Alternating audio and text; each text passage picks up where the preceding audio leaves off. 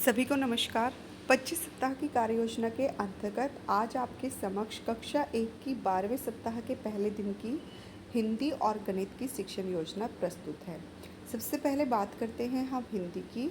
तो हिंदी के प्रथम कालांश में मौखिक भाषा विकास पर कार्य होगा और आज बच्चों को उनकी भावनाओं को समझने और अभिव्यक्त करने के अवसर देंगे। सबसे पहली गतिविधि होगी सामाजिक भावनात्मक विकास गतिविधि, जिसका समय होगा 10 से 12 मिनट।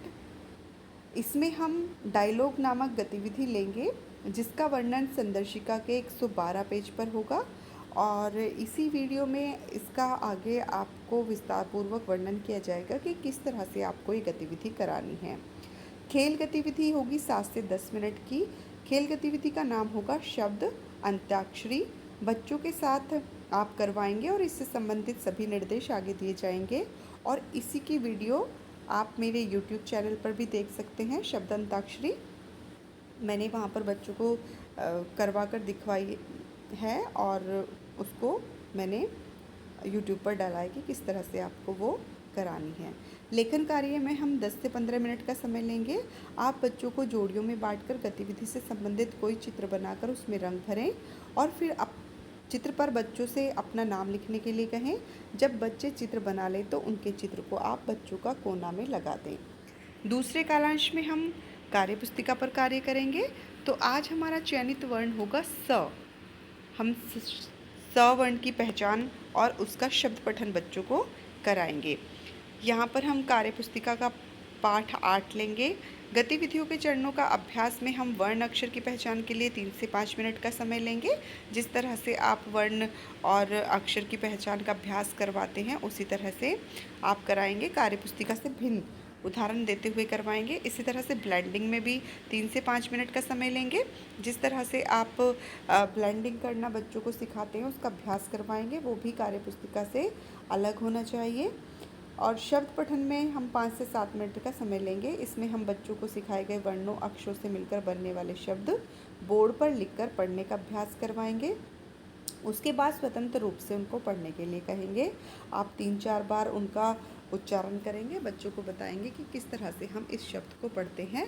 और यहाँ पर आप ध्यान देंगे कि बच्चे वर्णों और अक्षरों को मिलाकर नहीं बल्कि एक शब्द या एक इकाई के रूप में पढ़ेंगे, जैसे कि रस, सर, मामा आदि।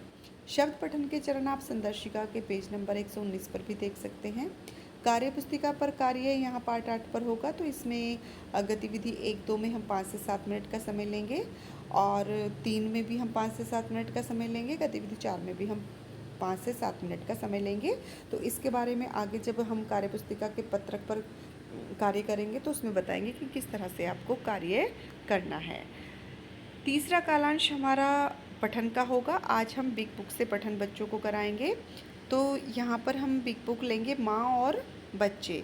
सबसे पहले हम बिग बुक के पठन के लिए 10 से 15 मिनट का समय लेंगे। यहाँ आप बिग बुक का मुख्य पृष्ठ दिखाते हुए कहानी के शीर्षक के बारे में बच्चों से अनुमान लगवाएं, जैसे इस कहानी में कौन कौन होगा, इस कहानी का नाम क्या होगा आदि। फिर बिग बुक के पृष्ठों को पलटते जाएं और बच्चों से चित्रों के आधार पर कहानी का अनुमान लगाने के लिए आप कहें। बच्चों को यह समझने का मौका दें कि किताब को बाएं से दाएं किस तरह से पढ़ते हैं। फिर बिग बुक का 1-2 बार आप आदर्श पठन करेंगे और बच्चों से कुछ बंद छोर के प्रश्न पूछेंगे, जैसे सुरीली के कितने बच्चे थे आदि। अंत में बच्चों से उनके द्वारा लगाए गए अनुमान पर बातचीत करें। बच्चों को अपने घर की भाषा में बातचीत करने के लिए आप प्रोत्साहित करेंगे। रेमेडियल कार्य में हम 15 से 20 मिनट का समय लेंगे।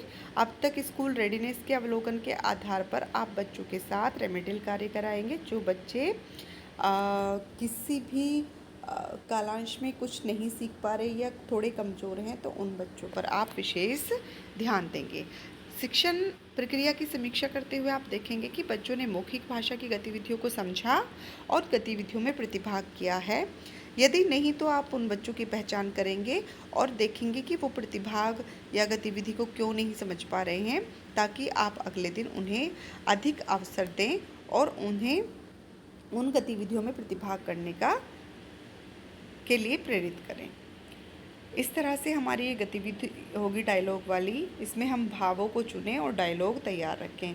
इस खेल में आप बच्चों के बीच एक बातचीत होगी जिसमें आप बच्चों को हाव भाव से जुड़ा कोई डायलॉग किसी भाव के साथ बोलेंगे। जैसे गुस्से के भाव में आपने डायलॉग बोला, तुम यहाँ क्या कर रहे हो। फिर बच्चों को आपके डायलॉग का भाव पहचानना है और प्रतिक्रिया देनी है। अगर बच्चे नहीं बता पा रहे हैं तो आप बताएंगे कि भाई आप बाहर घूम रहे थे इसलिए मैंने तुम लोगों को ये पूछा। इसी तरह से आप अन्य भावों के लिए भी अलग से डायलॉग बनाएंगे और फिर बच्चों से उसका कारण पूछेंगे। इसके बाद आप अपने गुस्से का कारण भी बच्चों को बताएंगे। खेल की शुरुआत में आप 1-2 बार डायलॉग बोलें और बच्चों से उस पर प्रतिक्रिया देने के लिए कहें। अगले चरण में बच्चे बारी बारी से डायलॉग बोलेंगे और बाकी बच्चे उस पर प्रतिक्रिया देंगे। इस खेल को तब तक जारी रखेंगे जब तक सभी बच्चों को अपनी बात कहने का अवसर न मिल जाए। अगर आपकी कक्षा में ज़्यादा बच्चे हैं तो आप उनको आधे बच्चों को इस बार मौका दें और आधों को अगली बार अगली जो गतिविधि है उसमें करने के लिए मौका दें। यह एक पूरा दृश्य अपने आप बनता चला जाएगा और आप तय करें कि आपको कहाँ तक आगे लेकर जाना है। आप यह सुनिश्चित करें कि सभी बच्चों को इस गतिविधि में कम से कम एक बार प्रतिभाग करने का अवसर मिले। दूसरी जो खेल गतिविधि होगी वो हमारी शब्द अंताक्षरी होगी। शब्द अंताक्षरी के लिए कुछ शब्दों का चयन कर लें। आप बच्चों को गोल घेरे में बिठाएं और स्वयं भी बैठ जाएं। अगर गोल घेरे की व्यवस्था नहीं है तो बच्चे जिस तरह से बैठे हैं बेंचेस पे आप उस तरीके से भी करा सकते हो, लेकिन आप ध्यान दें कि सभी बच्चों को मौका मिले। आप बच्चों को बताएं कि आज हम शब्द अंताक्षरी खेलेंगे। आप एक शब्द बोलेंगे और आपके बगल में बैठा हुआ बच्चा या जो भी सबसे आगे पहला बच्चा बैठा है उसको आप उस शब्द के अंतिम अक्षर से कोई नया शब्द बोलने के लिए कहेंगे। इस क्रम में बच्चे बारी बारी से बोले गए शब्द के अंतिम अक्षर से शुरू होने वाला कोई नया शब्द बोलेंगे। आप बच्चों को 1-2 उदाहरण के माध्यम से गतिविधि को स्पष्ट करेंगे। जब आप बच्चों को कोई शब्द बोले जैसे मोर, अब बगल में बैठा हुआ बच्चा र से शुरू होने वाला कोई शब्द बोलेगा जैसे रस्सी। इसी क्रम में आप खेल तब तक जारी रखेंगे जब तक कि कक्षा के सभी बच्चों को 2-3 बार शब्द बोलने का अवसर ना मिल जाए। अब हम बात करते हैं कार्यपत्रक की। 12वें सप्ताह के पहले दिन का जो कार्यपत्रक है वो इस तरह से होगा। सबसे पहले चित्र को पहचानकर उनके नाम की पहली ध्वनि अपने साथी को बच्चे बताएंगे। इसमें आप 5 से 7 मिनट का समय देंगे। गतिविधि 1 और 2। उसके बाद स वर्ण पर गोला बनाएंगे। यहाँ पर आप बच्चों को बताएंगे कि जो भी आज आपने स वर्ण बच्चों को सिखाया है उसका कई बार आपने उच्चारण भी किया है, तो इसमें से बच्चे स वर्ण को ढूंढेंगे और उस पर गोला बनाएंगे। यहाँ पर लिखे स वर्ण को लिखने का आप अभ्यास कराएंगे। आप उनको बताएंगे कि जब हम स वर्ण को लिखते हैं तो कब हमें पहले नंबर पर क्या करना है, दूसरी बार में क्या करना है, तीसरी बार, चौथी बार और फिर 5वीं बार में हमें क्या करना है। यानी कि हमें 5 बार पेंसिल के साथ उस स वर्ण को पूर्ण कर लेना है। उसके बाद फिर डॉट के माध्यम से यानी कि बिंदु के माध्यम से आप स वर्ण लिखने का अभ्यास बच्चों को कराएंगे और फिर बच्चों को कहेंगे कि अब आप स्वतंत्र रूप से स वर्ण का लिखने का अभ्यास करें। उसके बाद फिर पढ़ें। यहाँ पर बच्चे जो भी यहाँ पर शब्द दिए गए हैं उनको बच्चे पढ़ेंगे। अगर कोई बच्चा अटक रहा होगा तो आप उनकी मदद करेंगे। अब हम बात करते हैं गणित की। तो यहाँ पर 12वें सप्ताह की जो पहले दिन की शिक्षण योजना है उसका उद्देश्य है गिनने के सिद्धांत के साथ 1 से 20 तक की संख्याओं को समझना। यहाँ पर बच्चे 1 से 20 तक की संख्याओं को समझे। संसाधन यहाँ हम पेन, पेंसिल, ढक्कन सहित लेंगे। बच्चों के लिए नए शब्द होंगे 1 भी नहीं, शून्य, 10 का बंडल, खुली तिल्लियाँ। अब यहाँ सबसे पहले हम जो चरण होगा हमारा वो गणितीय बातचीत का होगा और 12 से 14 मिनट का हम समय लेंगे। कविता के माध्यम से यहाँ बच्चों को हम समझाएंगे। यहाँ आप कक्षा की शुरुआत एक कविता से करेंगे जैसे कि 1-1 बैग हमारा, 1-1 नाक हमारी, 1 2-2 आँखें हमारी, 2 2-2 साइकिल के पहिए, 2 3-3 रिक्शे के पहिए, 3 3-3 मेरी मूंगफली में दाने, 3। इसी तरह से आप 20 तक या फिर 10 तक कविता के ऐसी वस्तु को लोगे जिनमें 4, 5, 6, 7, 8, 9, 10 चीज़ें आ रही हों उनके नाम लिखोगे और इस कविता को पूरी करोगे।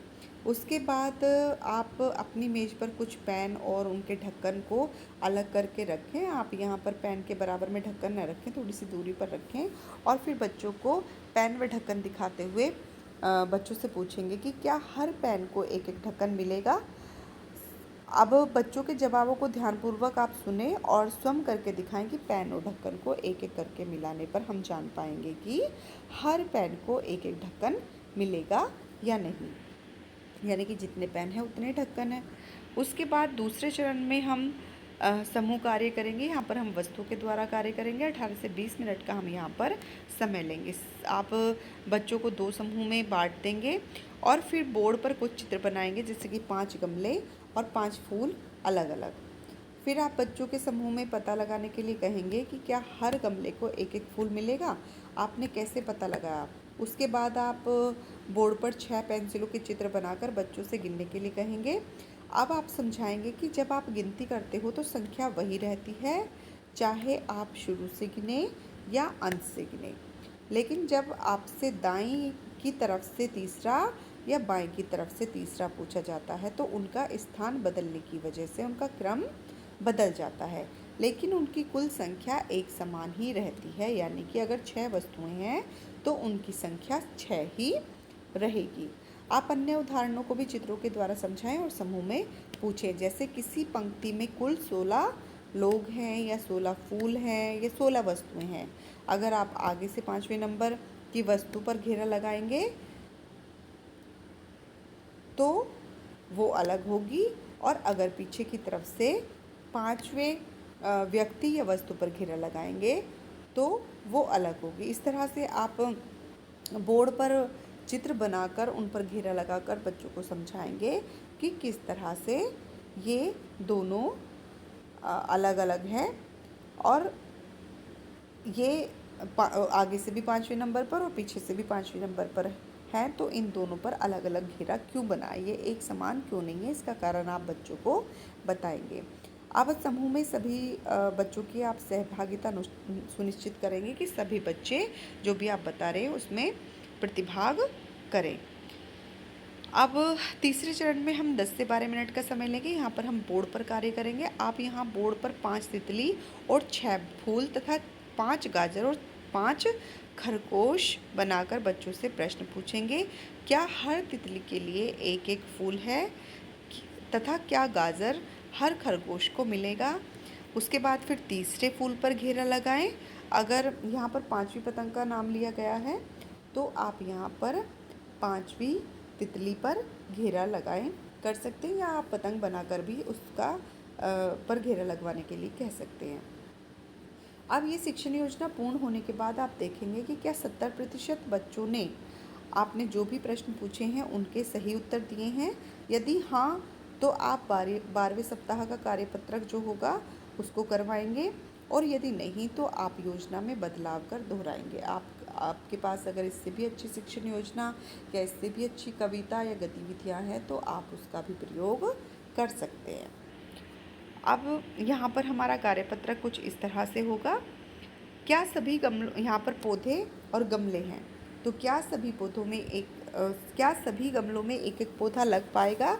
सही उत्तर पर सही का निशान लगाएं।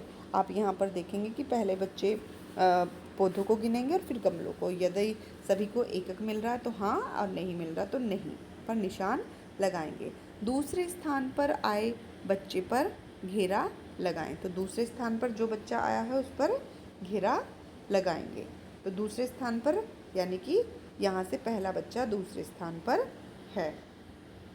गिनकर लिखें हाथ पर कितनी चूड़ियाँ हैं। यहाँ पर बच्चे गिनेंगे कि हाथ में कितनी चूड़ियाँ हैं, गुच्छे में कितने अंगूर हैं और गुच्छे में कितने गुब्बारे हैं। तो ये बच्चे यहाँ पर गिनकर इनकी संख्या लिखेंगे। अब हम बात करते हैं गणित खेल की। तो तीसरे कालांश में हमें ये गतिविधि करानी है। गिनने के सिद्धांत के साथ 1 से 20 तक की संख्याओं का ज्ञान। आप यहाँ पर गतिविधि का निर्माण स्वयं भी कर सकते हैं, अन्यथा आप सुझाई हुई गतिविधि का भी उपयोग कर सकते हैं। यहाँ पर संसाधन हम माचिस की तिल्लियाँ, रबर बैंड, मिट्टी की गोलियाँ, लाल, हरी, नीली, काली और डोरी का प्रयोग करेंगे। सभी बच्चों को आप एक गोल घेरे में बिठाएंगे और प्रत्येक बच्चे को 20-20 गोलियां और डोरी देंगे। विभिन्न रंगों की हमारी गोलियां हैं। अब बच्चों से 1 से 20 के मध्य बोली गई संख्या के अनुसार गोलियों को अलग करने के लिए कहेंगे। आपने जो भी संख्या 1 से 20 तक की संख्या बोली है, तो उसमें से यानी कि आपने 5 बोला तो 5 गोलियां बच्चे अलग करेंगे। उसके बाद आप बच्चों से अलग अलग रंगों की गोलियों की संख्या को अलग अलग करने को कहें तथा बोर्ड पर वह संख्या लिखें। आपने जैसे 20 गोलियां दी हैं, तो हो सकता है आपने 4 गोली हरी, 5 गोली नीली इस तरह से दी हों, तो वो बच्चे उनकी संख्या को अलग करेंगे और फिर उनको ब्लैक बोर्ड पर लिखेंगे। शिक्षक कुछ तिल्ली का समूह बच्चों को दें और पूछे कि किस समूह में ज़्यादा तिल्लियाँ हैं, और बच्चों को निर्देश दें कि आपको बिना गिने बताना है। अपने अंदाजे से बच्चे बताएंगे कि किस समूह में ज़्यादा तिल्लियाँ हैं। तो समूह जो होंगे वो इस तरह से हों कि बच्चों को पता चल सके कि इसमें ज़्यादा है, इसमें कम है। यानी कि आपने एक समूह में 12 तिल्लियाँ कर दी और एक समूह में सिर्फ 13 तिल्लियाँ हैं, तो उसमें वहाँ बच्चों को बिना गिने अनुमान नहीं लगा पाएंगे कि किस समूह में ज़्यादा तिल्लियाँ हैं। अब बोर्ड पर 5 पेंसिलों को चित्र बनाएं तथा क्रम पर सवाल पूछें कि कौन सी पेंसिल कौन से स्थान पर है। इस तरह से बच्चों को पंक्ति में आप खड़ा रखकर भी उनसे क्रम के सवाल पूछ सकते हैं, जैसे आगे से 5वें बच्चे को बताओ या पीछे की तरफ से तीसरे बच्चे को ढूंढो। इस तरह से आप उनको प्रश्न पूछ सकते हैं। बच्चों के लिए यहाँ पर प्रश्न होंगे कि 3 लाल 4 काली 5 हरी गोलियों को हरे, काली एवं लाल रंग के क्रम में व्यवस्थित करें तथा बताएं कि कौन से रंग की गोली ज़्यादा है। यानी कि जो 3 लाल हैं, 4 काली हैं, 5 हरी गोलियों को आप हरे यानी कि लाल को हरे, काली को काली एवं हरे को लाल रंग के क्रम में व्यवस्थित करेंगे तथा बताएंगे कि कौन से रंग की गोली ज़्यादा है। तो यहाँ पर इस तरह से हम अपने हिंदी और गणित की शिक्षण योजनाओं को बच्चों को कराएंगे और ये सुनिश्चित करेंगे कि जो भी हमने बच्चों को आज कराया है उसमें 70% बच्चे ठीक से समझ पाएँ। धन्यवाद।